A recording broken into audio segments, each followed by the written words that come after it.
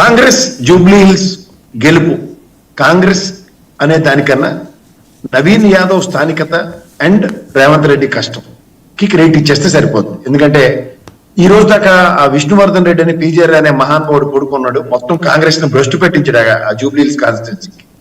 ఇవాళ ఏ కష్టమైనా సరే నవీన్ యాదవ్ సర్వం తానే రేవంత్ రెడ్డి గారి ఆధ్వర్యంలో అతను పరిగెట్టిన పరుగుకి ఇవాళ కాంగ్రెస్ కి గ్రేటర్ హైదరాబాద్ లో ఒక బేస్ క్యాంప్ క్రియేట్ చేసేయడం మాత్రం ఖచ్చితంగా చెప్పొచ్చు.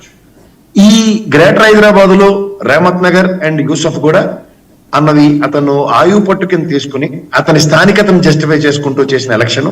అలాగే షేక్పేట అసలు చెప్పాలంటే MIM and as well as BRS కి కొంచెం కంచుకోట్లాంటిది. And first round of voting లో 42 ఓట్ల ఆధిక్యం ఎప్పుడైతే కనపడిందో నేను మాగంటి గోపీనాథ్ గారు గతంలో అజరుద్దీన్ గారు నిలబడినప్పుడు కూడా ముస్లిం ఓటు బ్యాంక్ ని బీఆర్ఎస్ పరంగా కొంతవరకు కాంకర్ చేసుకోవడానికి అజరుద్దీన్ గారికి 70,000 ఓట్లు వచ్చినా it won't makes much difference అన్నది. ఎందుకంటే 124,000 ఓట్లు ఉన్న జూబ్లీ హిల్స్ కాన్స్టిట్యున్సీలో.